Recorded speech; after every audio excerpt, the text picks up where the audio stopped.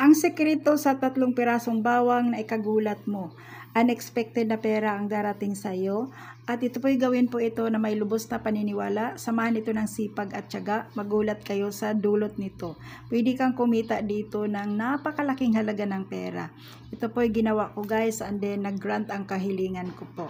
Kaya masaya po akong ibahagi sa inyo ito guys. Kaya kung gusto nyong malaman ito, watch this video until the end. Ituturo ko po sa inyo kung paano ito at ano ang ginawa ko, bakit nagkakapera ako. At kung kayo man po ay bago dito sa ating YouTube channel, huwag pong kalimutan, like, share, subscribe po guys. Kung hindi pa po kayo nakapag-subscribe, don't forget to hit the bell button for notification para ma-notify ka sa mga susunod nating mga videos.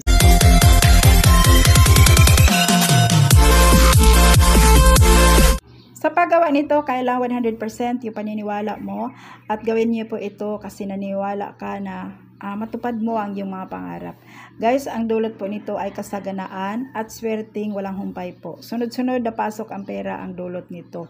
At napakalaki po ang chance guys kung ikaw ay isang mananaya, mananalo ka sa mga ticket na iyo pong bibilhin. At guys, kung ikaw man po ay may negosyo guys, napakaganda po nito, gawin mo po ito kasi napakalaki po ang kikitain ninyo araw-araw. Magdala po ito ng maraming customer sa inyo. Nag-attract po ito ng swerte at maraming blessing po sa inyo po.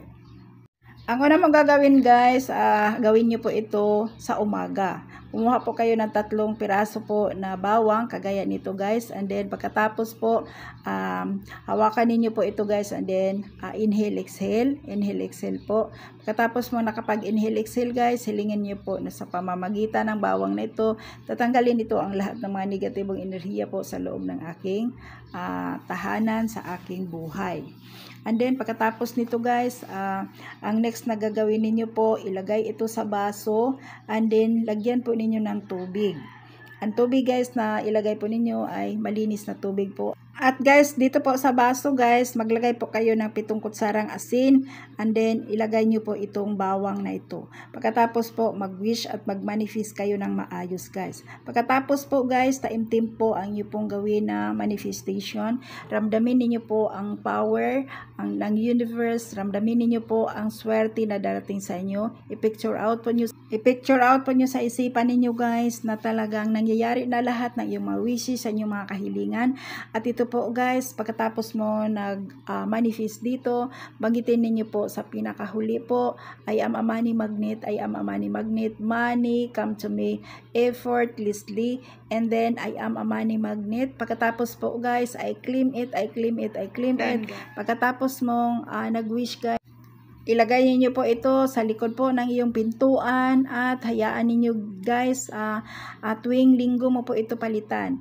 Ibig ko pong sabihin, tuwing Lunes ka gagawa nito, and then pagdating po ng linggo, tanggalin ninyo po, and then pagka Lunes uli, gumawa ka ng panibago nito. Huwag kang magpawala nito guys, kasi ito po, magdala po ito sa inyo ng napakalaki pong pagbabago sa iyong buhay. Napakalaking swerte, napakadaming blessing ang darating po sa inyo at mapasakamay nyo po. Kaya guys, ano pang hinihintay ninyo po? Subukan nyo po ang paraan na ito. Kailangan po samahan ito ng sipag at tiyaga. Sana po guys, nakakatulong po sa inyo ang ating topic ngayon, at huwag po niyong kalimutan, like, share, subscribe na rin po guys. Kung hindi pa po kayo nakapag-subscribe, don't forget to hit the bell button for notification para ma-notify ka sa mga next natin